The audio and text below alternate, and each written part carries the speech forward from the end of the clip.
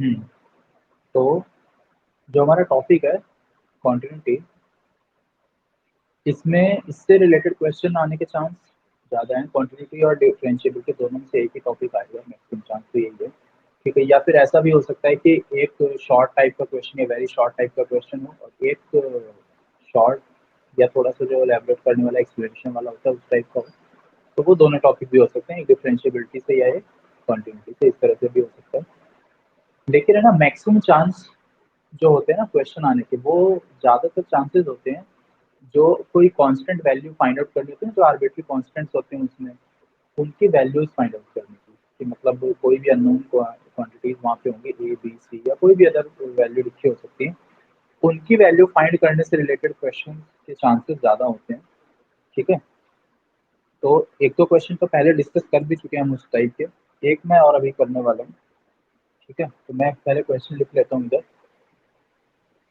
The question is F x is defined by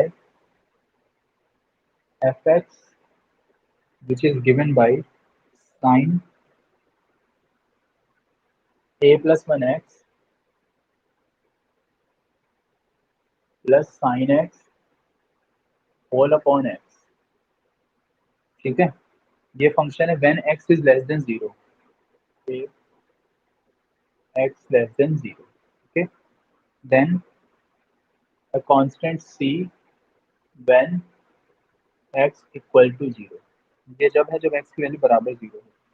और next फिर से डिफाइंड है under root x plus b x square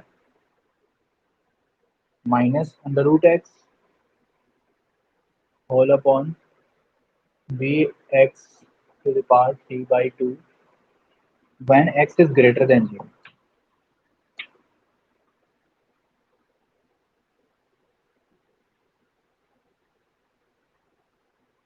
ठीक है, ये क्वेश्चन लिखा हुआ है। This function is continuous given f is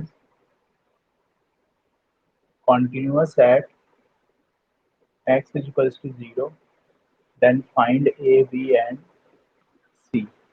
हमें इन तीनों अननोन की वैल्यू फाइंड आउट करनी, जो ए बी और सी लिखे हुए हैं उनकी वैल्यूज को हमें सॉल्व करना है। ठीक है, क्वेश्चन लिख दिया मैंने। अब सॉल्व करने का हमारा तरीका एज यूजुअल जैसे हम करते हैं वैसे ही करेंगे। बस आपको यहाँ पे लिख देना है कि given f is continuous at x is equals to 0, therefore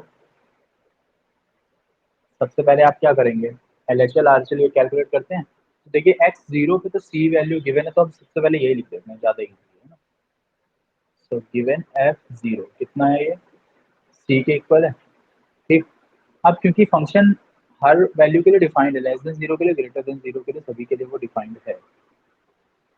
तो ना लेफ्ट हैंड लिमिट पहले हम फाइंड आउट कर लेते हैं। फॉर्मूला लिमिट, देखो एक तो जो तरीका मैं यूज करता हूँ h टेंड्स टू जीरो, या तो ऐसे कर सकते हो। ठीक है, या फिर दूसरा तरीका, अगर h से आपको कंफ्यूजन होती है तो कोई प्रॉब्लम नहीं है, x टेंड्स टू, किस पे चेक करें, जीरो पे, तो जीरो माइनस लिख दो इसे, जीरो माइनस और एफ एक्स लिख दो ऐसे। जीरो माइनस का मतलब ये है कि जीरो से लेस वैल्यू, मतलब एलएचएल के लिए हम चेक कर रहे हैं, हालांकि एलएचएल हम यहाँ लिख भी चुके हैं, जीरो माइनस एफ एक्स। अब आप देखो जीरो से कम वैल्यू के लिए एफ एक्स जो है वो सबसे पहले जो लिखा हो वो फंक्शन, तो यहाँ पे बस हमें उसको सॉल्व करना होगा। Limit x tends to zero minus f x की वैल्यू क्या है, ये sine a plus one x. तो एक्स को मैं स्प्लिट कर देता हूँ, तो अपॉन में एक्स यहाँ लिख देंगे, plus sine x upon x अलग लिख देंगे, इस तरह से लिखिए। ठीक, ये टर्म आप देख ही रहे हैं, angle a plus one x है, यहाँ पे केवल एक्स है, तो ए प्लस वन से मल्टीप्लाई डिवाइड करेंगे नेक्स्ट स्टेप में। तो हम नेक्स्ट स्टेप यहाँ पे सॉल्व करेंगे। Limit x tends to zero minus sine a plus one x upon a plus one से मैंने मल्टीप्लाई कर दिया, और मल्टीप्लाई किया तो ए प्लस वन का मल्टीप्लाई यहाँ भी करेंगे, प्लस अलजेब्रा ऑफ लिमिट्स की वजह से ये इस टर्म में अलग लिमिट अप्लाई हो जाएगी, साइन एक्स अपॉन एक्स। ठीक है, अब जीरो माइनस से कोई फर्क नहीं पड़ता, आपको कैलकुलेशन पॉइंट ऑफ व्यू से लिमिट्स जीरो ही पुट करनी होगी, तो इसकी वैल्यू हो गई 1, और ये इतना ब्रैकेट जो यहाँ पे हम अप्लाई करेंगे ये वाली वैल्यू, ये भी 1 हो जाएगी, तो a+1 यहाँ से रिमेनिंग आएगा, तो यहाँ से आ गया रिजल्ट a+1 प्लस में ये 1 जो इक्वल हो गया a+2 के। ठीक है, तो हमें वैल्यू मिल गई a+2, और a+2 की वैल्यू किसके इक्वल आ गई, f0 के। ठीक है, तो अभी हम LHL हमने फाइंड आउट किया, अब हम RHL पहले कैलकुलेट करते हैं, बाद में वैल्यूज लिख देंगे सारी। x tends to 0 plus fx, limit x tends to 0 plus, और fx है इस बार ये। ठीक है, तो इसको हमें अब सॉल्व करना होगा, तो क्या वैल्यू आएगी, √x plus dx² minus √x whole upon bx⁴ इस तरह से लिखा है। ये जो स्क्वायर रूट वाले टर्म्स जब भी आते हैं तो आपको पता है क्या करना होता है, हमें रैशनलाइज करना होता है, तो इसको हम रैशनलाइज कर देंगे, √x plus dx² plus √x whole upon √x plus dx² plus √x, right. थोड़ा सा सिंप्लीफाई करना होगा, 0 plus a minus b a plus b means a², तो x plus dx² minus √x का स्क्वायर मतलब केवल x होल अपॉन ये term into ये टर्म, तो √x plus dx² plus √x को ऐसे ही रहने दीजिए, और dx⁴ ऐसे और लिख दीजिए साथ में। इधर x से x रिड्यूस हो गया। ठीक है, नाउ जहाँ भी x होगा उसकी जगह हम 0 रखेंगे, मगर पहले इसको थोड़ा सिंप्लीफाई करना होगा, तो क्या आ जाएगा ये, limit x tends to 0 plus bx² upon bx⁴ into √x plus dx² plus √x।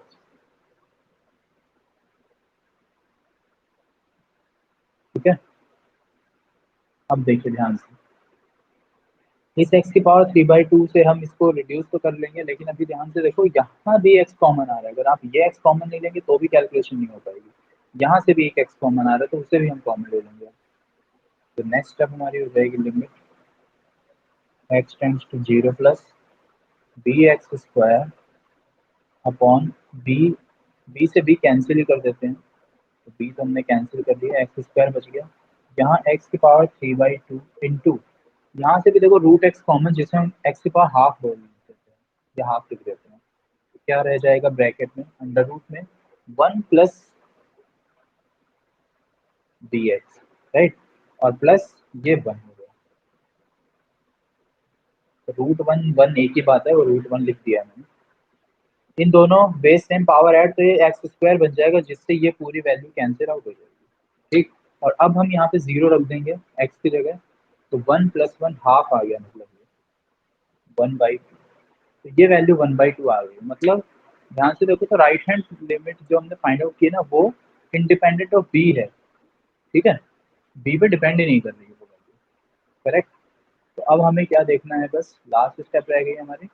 Now अब हमें गिवन है, given f x is continuous at x equals to 0। ठीक है, ये क्योंकि कॉन्टिन्यूअस है, सो LHL की वैल्यू RHL के इक्वल करेंगे, क्योंकि इसके बराबर हम नहीं कर सकते हैं ये RHL सॉरी f0 के बराबर, क्योंकि f0 खुद एक अननोन वैल्यू है c। ठीक है, इसलिए तो हम लिखेंगे f0 is equals to LHL is equals to RHL, ऐसे तो हम लिख देंगे क्योंकि ये हमारी प्रॉपर कंडीशन होती है। तो अब f0 की value because of RHL half आ जाएगी, तो f0 मतलब c, therefore c is equals to half, एक वैल्यू हमें ये मिल गई, and a is equals to a कितना आ जाएगा देखो, a + 2 is equals to half, तो 2 माइनस हो जाएगा, -3/2 आ जाएगी एक की वैल्यू। कैलकुलेशन कर लीजिएगा। ए की भी वैल्यू आ गई है, ठीक है। तो अब हमें ए की भी वैल्यू मिल गई है -3/2, और सी की वैल्यू मिल गई है +12। क्या रिमेनिंग रह गया? एक अननोन रह जाता है बी। तो अब मुझे बताओ बी की वैल्यू क्या लिखनी चाहिए हमें? लास्ट स्टेप है वो, बताइए। एनी रियल नंबर, अच्छा। और कोई?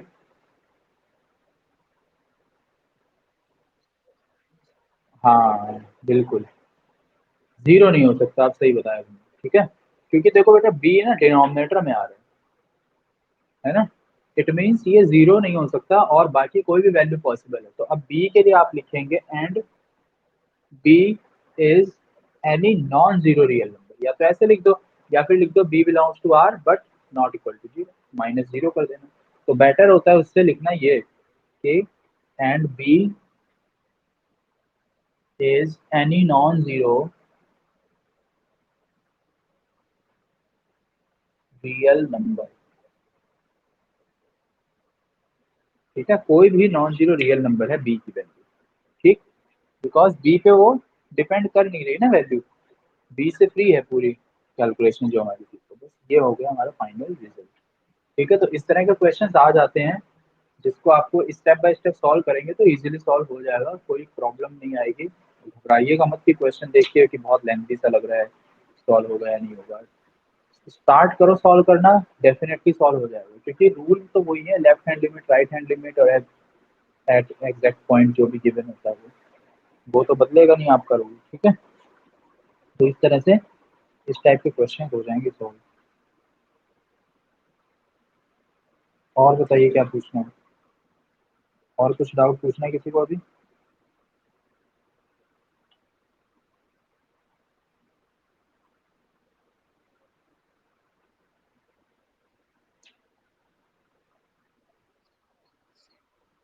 हम्म, एक मिनट, ठीक है, इसे कर दूं फिर इरेज में।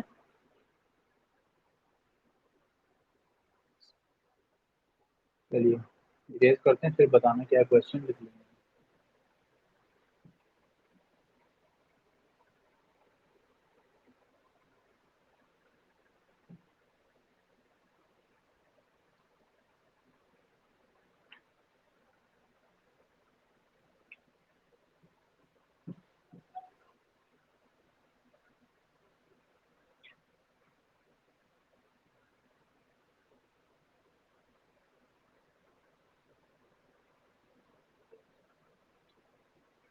हाँ बताओ बेटा क्या क्वेश्चन।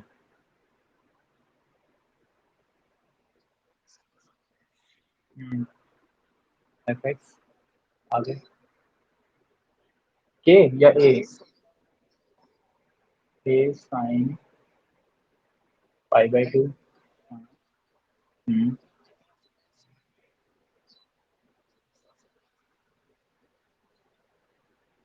ओके।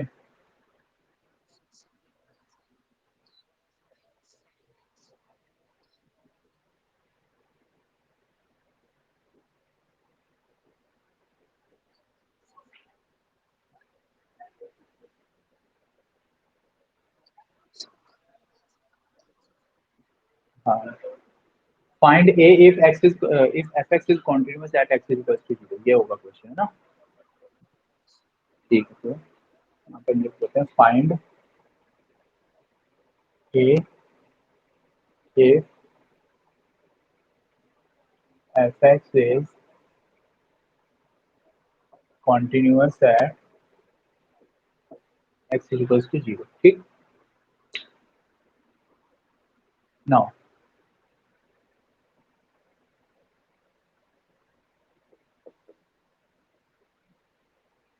सबसे पहले क्या फाइंड आउट करेंगे? एफ जीरो, कितना आ जाएगा F zero? A sine π/2 bracket में 0+1, that is A sine π/2 means A, ठीक है। कोई डाउट यहाँ पे? इतनी वैल्यू आ गई।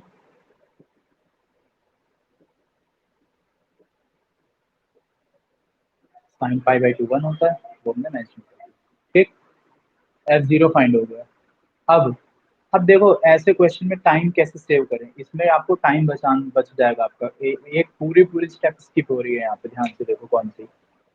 जो तुमने f0 फाइंड आउट किया ना, a की वैल्यू आई है, वही सेम वैल्यू आप देखो LHL की भी आएगी, क्योंकि लेस देन 0 के लिए भी तो फंक्शन यही डिफाइंड है। ठीक है, तो सेम वैल्यू आएगी, तो इसलिए उस स्टेप को करने की अब कोई जरूरत नहीं है, क्योंकि फंक्शन तो ऑलरेडी गिवन है, कंटिन्यूअस है। तो कंटिन्यूअस होने का मतलब f0 और LHL RHL तीनों तो होंगे बराबर, तो LHL या RHL में कोई एक वैल्यू फाइंड आउट करनी चाहिए थी, लेकिन अब क्योंकि हम ये तो f0 से a की वैल्यू ऑलरेडी आ ही चुकी है ना, तो इसलिए अब हम केवल RHL कैलकुलेट करेंगे, क्योंकि ग्रेटर देन 0 फंक्शन इस तरह से डिफाइन। ठीक, तो आपको लेफ्ट हैंड लिमिट की बिल्कुल भी स्टेप लिखने की कोई नीड नहीं है इस क्वेश्चन में। ठीक है, तो अब हम नेक्स्ट पार्ट कर रहे हैं, जो राइट हैंड लिमिट हम कैलकुलेट करेंगे। Now RHL limit x tends to 0 plus fx, और fx है हमारा limit x tends to 0 plus fx, चाहो तो 0 भी लिखा जा सकता है, बट 0 प्लस ही रहने दो, कोई बात नहीं। tan x minus sine x whole upon x cube. ठीक है, tan को हम साइन अपॉन कॉस लिख सकते हैं, वो लिखेंगे अब हमने लिख दिया sine x over cos x minus sine x whole upon x cube, इस तरह से। ठीक है, क्यों लिखना पड़ रहा है, अगर मान लो केवल एक्स होता तो इसको मैं अलग अलग स्प्लिट कर देता, बट अभी ऐसा नहीं है, ये एक्स क्यूब है यहाँ पे। तो अब नेक्स्ट स्टेप हमारी limit x tends to 0 plus, LCM ले लीजिए, तो साइन एक्स कॉमन भी आ रहा है साथ में, ब्रैकेट में बच गया 1 अपॉन कॉस एक्स माइनस 1, मतलब 1 माइनस कॉस एक्स, और अपॉन में कॉस एक्स जो आएगा तो वो डिवाइड में लिख दिया। ठीक, और इनटू में है एक्स क्यूब। ओके, इस तरह से हम इसे लिख देंगे। Sine x upon cos x ten x हो जाएगा नेक्स्ट स्टेप में, तो ये हो गया टेन एक्स।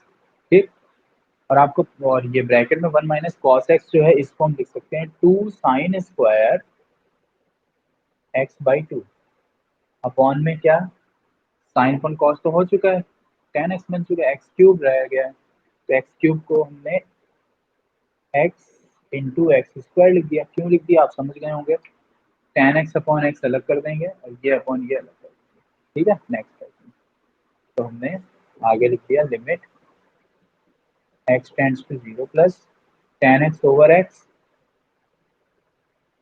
इंटू ये वैल्यू, तो 2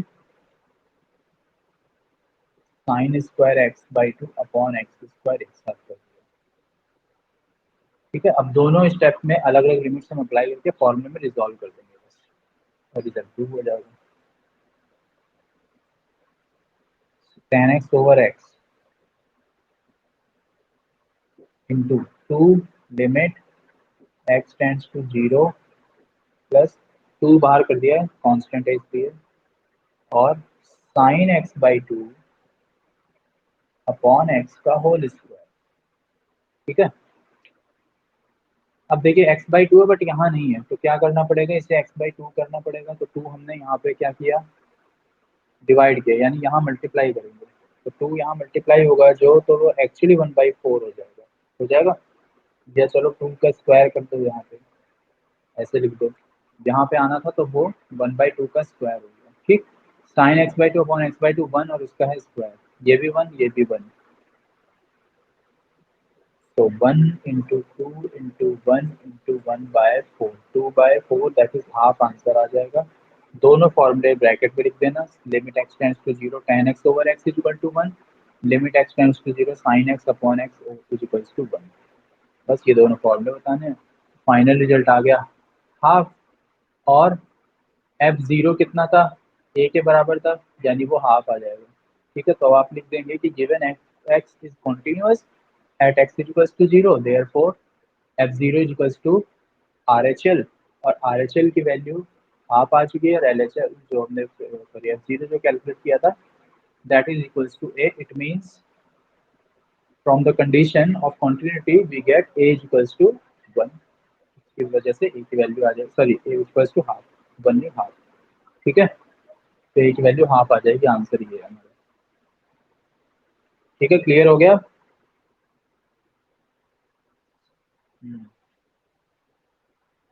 और किसको पूछना है?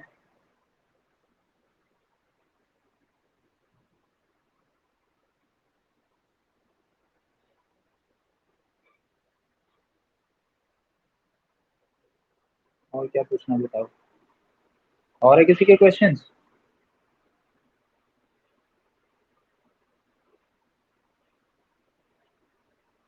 तनिष्का ऐड है? तनिष्का प्रेजेंट हो क्लास में? present है। और किसी अदर स्टूडेंट की कोई प्रॉब्लम रह रही हो तो वो पूछ लीजिए।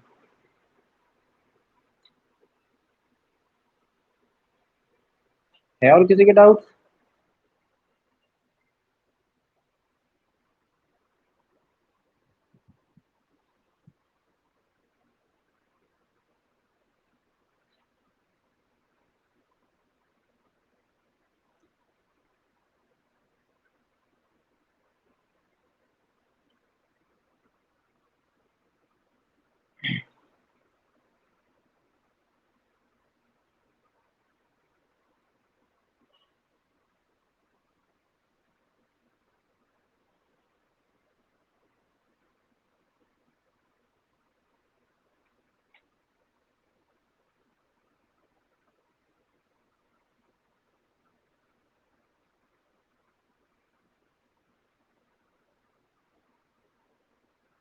चलो और आगे क्वेश्चन करते हैं।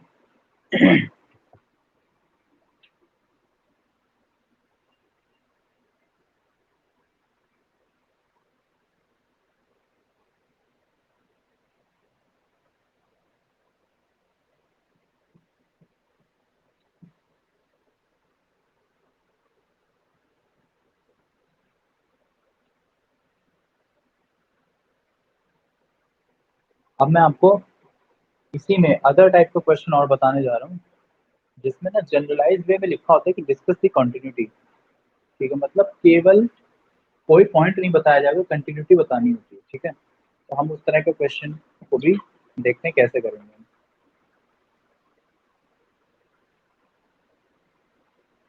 देखो मैं क्वेश्चन लिख रहा हूँ इधर, एक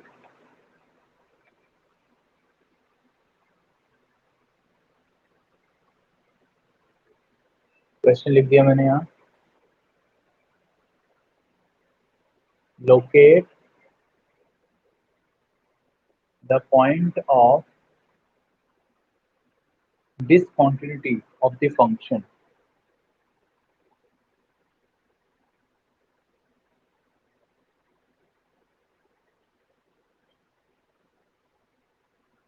locate the point of discontinuity of the function, और ये भी if any, जरूरी नहीं है discontinuity if any,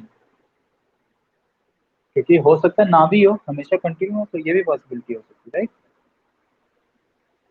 of fx where fx is defined by x to the power 4 minus 81 over x minus 3 when x not equals to 3 and 81 when x is equals to 3।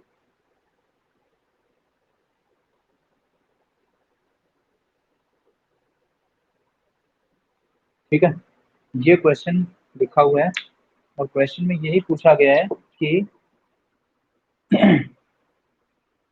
ये जो function लिखा हुआ है क्या ये कंटिन्यूअस है। ठीक है, सॉरी कंटिन्यू, हाँ मतलब कहने के लिए तो पूछा यही गया है, मगर थोड़े से लैंग्वेज चेंज की गई है। Locate the point of discontinuity, कि में थोड़ा सा चेंज किया गया, ये बोला गया कि इस फंक्शन के लिए क्या किसी भी पॉइंट पे ये फंक्शन डिसकंटिन्यूअस है। अगर है तो उस पॉइंट को लोकेट करो। लोकेट करने का मतलब होता है कि हमें ग्राफ वगैरह नहीं बताना है, हमें केवल उस पॉइंट की वैल्यू बतानी है कि अगर मान लीजिए मैं इसको चेक करूं, सपोज 2 पे चेक करूँ, 5 पे चेक करूँ, तो किसी पॉइंट पे अगर ये डिसकंटिन्यू आ जाए तो हमें ये वही बता देना होगा कि yes this function is discontinuous at this point. ठीक है, तो हमें उस पॉइंट को फाइंड आउट करना होता है। ओके, अब कैसे करेंगे वो समझिए। इसको हम दो तरीके से कर सकते हैं। फंक्शन तो ये डिफाइंड है यहाँ पर, ठीक है। इसको हम दो तरीके से कर सकते हैं, कैसे करेंगे वो देखो। पहला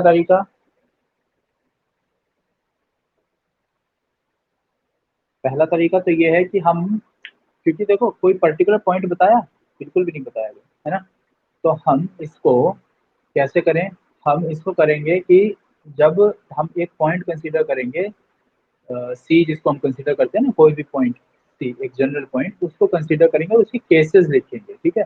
एक तरीका तो यही है जो हम प्रूव करने में यूज करते थे वो, ठीक है। तो हमने सबसे पहले कंसीडर कर लिया कि we check continuity at point C, ठीक। अब सी देखो यहाँ पे फंक्शन डिफाइंड कैसे है, नॉट इक्वल्स टू के लिए और इक्वल्स टू के लिए, तो हम सी की कंडीशन रखेंगे पहली कि जब सी की वैल्यू 3 नहीं है, ठीक है, और एक कंडीशन रखेंगे जब सी की वैल्यू 3 है, ठीक है। और दूसरी बात, ये फंक्शन के डोमेन है, ध्यान से देखो आप, तो डोमेन क्या लिखा हुआ है कि 3 भी इंक्लूड कर दिया, 3 इंक्लूड और 3 के अलावा भी सारी वैल्यू इंक्लूड कर रखी है ना। इसका मतलब क्या है, ये फंक्शन 3 के लिए डिफाइन नहीं हो रहा था ना, क्लियरली विजिबल है, क्योंकि 3 हो जाएगा तो फिर ये 0 बन जाएगा, सॉरी नॉट इन बन जाएगा, नॉट डिफाइंड हो जाएगा, इसलिए 3 पे अलग से डिफाइन कर रखा है। तो एक जो मैंने आपको मेथड ये बताया था कि जो भी फंक्शन लिखे होंगे तो उनको हम प्रूव करने के लिए क्या तरीका यूज करेंगे, जो मैंने आपको थ्योरम्स के प्रूफ बताए हैं, जो स्टेटमेंट लिखवाए हैं ना, एज ए स्टैंडर्ड रिजल्ट उसको हम यूज करते हुए कर सकते हैं। तो उस तरीके को भी देखो कैसे करोगे आप, ठीक है। तो उस तरीके के लिए आप क्या करेंगे, पहली कंडीशन क्या डिफाइंड है, ये, दूसरी कंडीशन है ये, ठीक। तो हम इसको ऐसे लिख सकते हैं, when x naught is equal to 3, ठीक है। जब x की वैल्यू 3 नहीं है तब fx is given by x to the power 4 minus 81 upon x minus 3, है इतना गिवन, ठीक है। इसको थोड़ा सा अगर हम सिंप्लीफाई करें, या फिर आप देखो यहाँ पे क्लियरली मेंशन है कि x की वैल्यू 3 नहीं है और ये फंक्शन है रैशनल फंक्शन, और आपको प्रूफ करवाया हुआ है कि रैशनल फंक्शन भी कैसा होता है, कॉन्टिन्यूअस होता है, ठीक है। तो अभी हम लिख सकते हैं being a rational function is continuous, ठीक है। अब हम यहाँ पे चाहो तो यहीं पे लिख दो आप, बीइंग अ रैशनल फंक्शन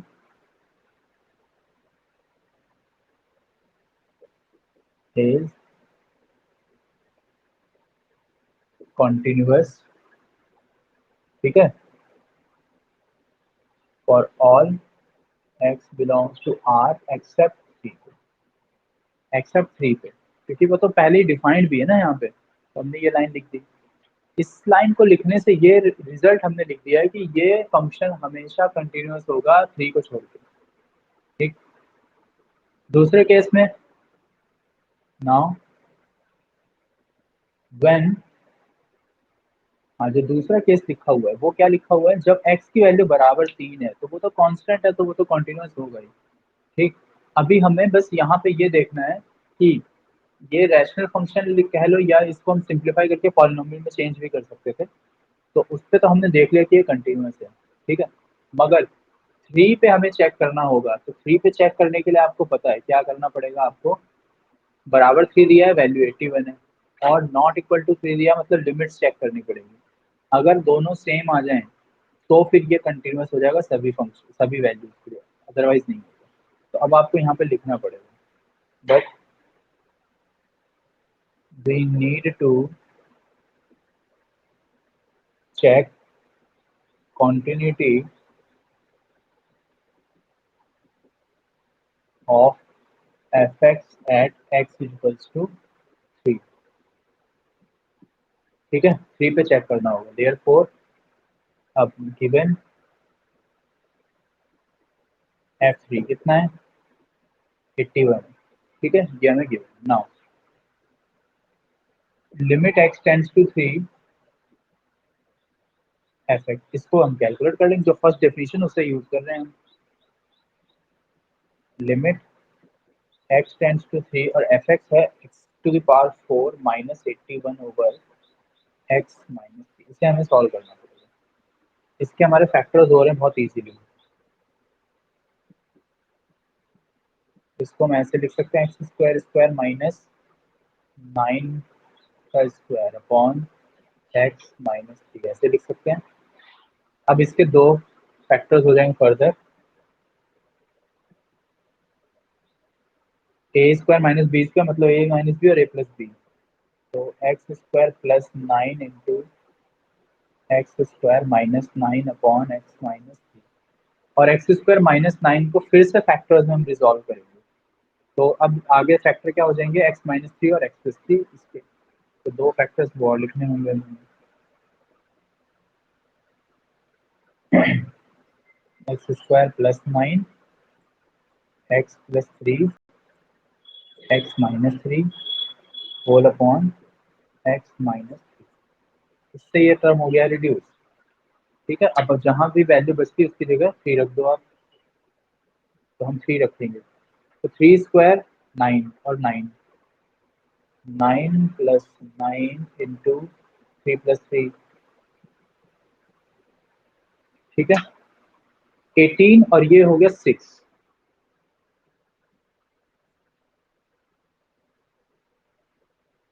108 आ गया रिजल्ट। ठीक है, जब x की वैल्यू, मतलब हमने एट एक्स इक्वल टू 3 पे चेक किया, तो एक्स इक्वल टू 3 पे जब हमने चेक किया तो फंक्शन की वैल्यू कितनी आई है, देखो वो 108 आ रही है। ठीक है, मतलब उसकी लिमिट की वैल्यू। और एग्जैक्ट फंक्शन की वैल्यू क्या थी, 3 पे 81 डिफाइंड है वो। तो क्या ये दोनों वैल्यू इक्वल है?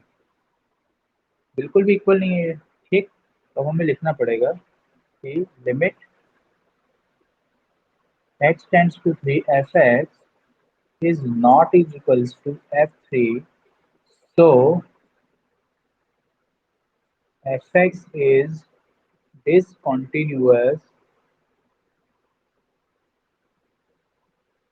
at x is equal to। ठीक है, अब हम प्रूव कर चुके हैं कि वो पहले मतलब जब वैल्यू 3 है उसके अलावा सभी वैल्यू पे कंटिन्यूअस है, बस हमें 3 पे चेक करना था। अगर सपोज ये फंक्शन ऐसा होता कि इस पे 81 ना डिफाइन होके 108 ही होता यहाँ पे भी, तो क्या होता, फिर वैल्यू तो हो जाती दोनों इक्वल। ये भी 108 और ये वैल्यू भी 108, और दोनों इक्वल होने की वजह से हम लिखते हैं कि yes this is continuous at x equal to 3 also. ठीक है, इसका मतलब 3 पे भी कंटिन्यूअस और सभी वैल्यू के लिए पहले ही कंटिन्यूअस है। तो लास्ट में हम क्या लिखते हैं कि यहाँ पे बराबर आता, फिर लिखते हैं F is continuous at x equal to 3, therefore this function F x is continuous everywhere. बस लास्ट में फिर आपको ये लाइन लिखनी है। ठीक है, कि this function is continuous everywhere means for all real values of x. Everywhere का केवल ये मीनिंग है और कुछ नहीं। ठीक है, तो इस टाइप का क्वेश्चन जिसमें कोई पॉइंट नहीं मेंशन होता है, तो आपको याद रखना है कि हमें फिर ऐसी स्टेटमेंट लिख के यूज करने पड़ेंगे। दूसरा तरीका वो सी वाला है। तो मैं आपको यही बोलूँगा कि आप इस तरीके को सीखो। उसका रीज़न ये, क्योंकि सी वाले तरीके में क्या होता है, फिर कैलकुलेशन पूरी लिखनी पड़ती है, और यहाँ पे हम स्टैंडर्ड रिजल्ट इसको यूज करते हैं और ये बिल्कुल वैलिड है। ठीक है, ये मत सोचना है कि इसके मार्क्स कट जाएंगे, बिल्कुल नहीं कटते हैं मार्क्स। ठीक है, जो बोर्ड एग्जाम में भी आंसर की आती है उसमें भी ऐसे मेंशन होता है कि ये being this function is continuous, तो हम इसको बिल्कुल वैलिड मेथड में यूज करते हैं, और प्रूफ एक्चुअली बताया इसीलिए कि हम इसको स्टैंडर्ड रिजल्ट की तरह यूज करें। ठीक है, बाकी आप चाहें तो वो सी वाला तरीका यूज कर सकते हो, कोई इससे प्रॉब्लम नहीं है। अगर आपको वही करना हो तो आप उसे भी कर सकते हैं, थोड़ा सा टाइम ज़्यादा लगेगा क्योंकि स्टेप्स आपको फिर लिखनी पड़ेंगे यहाँ पे, और कुछ नहीं। ठीक है, तो इस तरह का क्वेश्चन अगर आ जाए तो आप ये देखिएगा कि पॉइंट्स क्या क्या डिफाइंड है और उसके अकॉर्डिंग आप सॉल्व कर सकते हो। ठीक है, तो कॉन्टिन्यूटी डिस्कस करने से रिलेटेड जो क्वेश्चन है वो इस तरह से सॉल्व हो जाएंगे। अभी और क्वेश्चन दिए होंगे एग्जामिन कॉन्टिन्यूटी या इस तरह से, तो सेम ऐसे ही आपको उसको भी उनको भी सॉल्व करके देखना है। ठीक है, जब भी ये बोल देता है ना find all points of discontinuity या डिस्कस द डिसकंटिन्यूटी या कंटिन्यूटी डिस्कस करने से रिलेटेड अगर आ जाए क्वेश्चन, तो याद रखना सेम ऐसे मेथड यूज करना होगा आपको, क्योंकि उन क्वेश्चंस में पर्टिकुलर पॉइंट कभी मेंशन नहीं होता। ठीक है, केवल फंक्शन की डोमेन मेंशन होती है, जैसे ये लिखे हैं ना, ये डोमेन है कंप्लीट, तो डोमेन मेंशन होगी अकॉर्डिंग टू डोमेन अब हमें चेक करना है कि क्या ये फंक्शन सभी वैल्यू के लिए डिफाइंड है, सॉरी डिफाइंड तो होगा सब वैल्यूज के लिए, क्या सभी वैल्यूज के लिए कॉन्टिन्यूअस है। तो वो हम जो प्रूव कर चुके थे स्टैंडर्ड रिजल्ट को यूज करके लिख देना आप वहाँ पर। ठीक है, तो और क्वेश्चंस हैं आपकी बुक में कि इसमें जो सेकंड एक्सरसाइज है आई थिंक 6.2 एलिमेंट्स जो आपके पास बुक है उसमें गिवन है ऐसे क्वेश्चन जिसमें डिस्कस करनी है क्वांटिटी, वो कंप्लीट करना एक्सरसाइज को। ठीक है, फिर लास्ट बचेगा डिफरेंशिएबिलिटी वाला टॉपिक होगा। ठीक है, तो अगर कोई प्रॉब्लम होगी तो जो कल की क्लास होगी उसमें हम और क्वेश्चन को डिस्कस करेंगे। और प्रॉब्लम नहीं आती है अगर, देन हम उसको डिफरेंशिएबिलिटी को फिर हम कंटिन्यू करेंगे। ठीक है, क्योंकि हमारा क्वांटिटी का कंप्लीट टॉपिक हो चुका है कंप्लीट। प्रैक्टिस करने के लिए आपको क्वेश्चंस थोड़े से जरूर सॉल्व करके देखना है ताकि आपको कोई डाउट ना रहे और आपको ये पता लग जाए कि हाँ सॉल्यूशन किस तरह से फाइंड आउट किया। ठीक है, अभी अगर कुछ है डाउट्स तो वो आप डिस्कस कर सकते हैं मेरे साथ।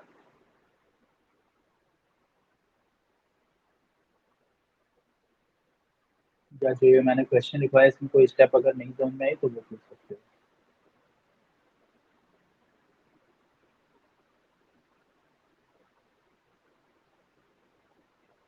क्वेश्चंस की प्रैक्टिस डेली करते रहिए आप, क्वेश्चंस रेगुलरली करेंगे तो ही आपको कॉन्फिडेंस आएगा क्वेश्चन सॉल्व करने में, नहीं तो डाउट ही रहेगा फिर।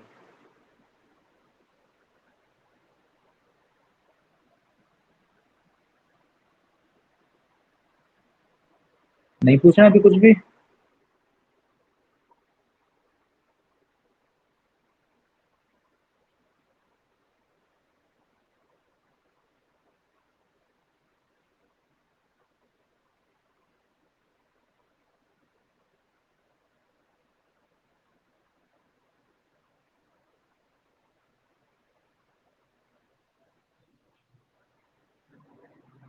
लास्ट है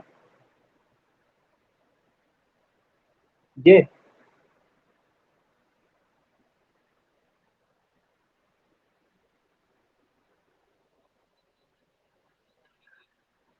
डिसकंटिन्यूस बेटा इसलिए हो गया क्योंकि देखो हमने जब चेक किया x3, जब x की वैल्यू 3 है तो फंक्शन की वैल्यू क्या है, कितनी है 81 है ना। ठीक, और 3 के लिए लिमिट की वैल्यू कितनी आई है, ये हमने सॉल्व किया, इस पे वैल्यू कितनी आई वो 108 आ गई। तो दोनों तो बराबर है नहीं, दोनों बराबर नहीं है ना, बस इसी वजह से डिसकंटिन्यूस है। ठीक, बाकी सभी पॉइंट पे वो कंटिन्यूस है क्योंकि रैशनल फंक्शन डिफाइंड है।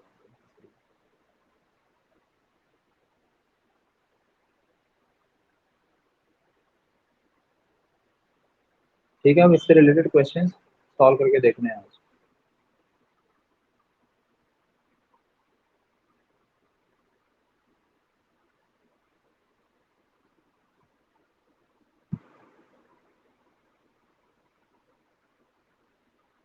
ठीक है, कर लीजिए क्लास आप प्लीज।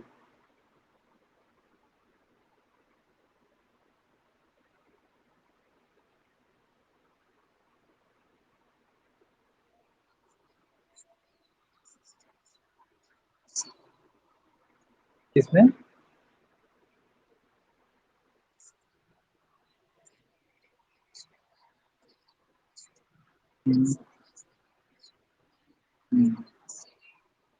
सी लेट करके कर लो, नहीं तो बेटा क्या करना है देखो, x लेस देन 1 के लिए फंक्शन की वैल्यू क्या दे रखी है, x प्लस 2 दे रखा है फंक्शन। तो आप यहाँ पे ऐसे लिख दो, when x is less than 1 fx equals to x plus 2। और x प्लस 2 कौन से टाइप का फंक्शन है, कौन सा टाइप है, पॉलिनोमियल फंक्शन है। ठीक है, तो हम लिख देंगे being a polynomial function is continuous. आई बात समझ में? तो वो हम सीधे ये लाइन लिख सकते हैं कि वो पॉलिनोमियल फंक्शन है इसलिए वो x लेस देन 1 के लिए कंटिन्यूअस है। ठीक है, फिर ग्रेटर देन के लिए क्या बताया गया है, वो भी पॉलिनोमियल है। ठीक है ना, फिर से वही लाइन लिख दो कि लेस देन ग्रेटर देन 2 के लिए भी पॉलिनोमियल होने की वजह से कंटिन्यूअस है, लेकिन अब बराबर 2 पे चेक कर लो। ठीक है, तो अब लिख देना इसी तरह से, but we need to check continuity of F x at x equals to 2। 2 पे चेक करो, अगर 2 पे भी कंटिन्यूअस आ जाए तो लिख देना कि this function F x is continuous everywhere. ठीक है, अगर नहीं आए तो लिख देना discontinuous at x equals to जो भी वो पॉइंट है। ठीक है,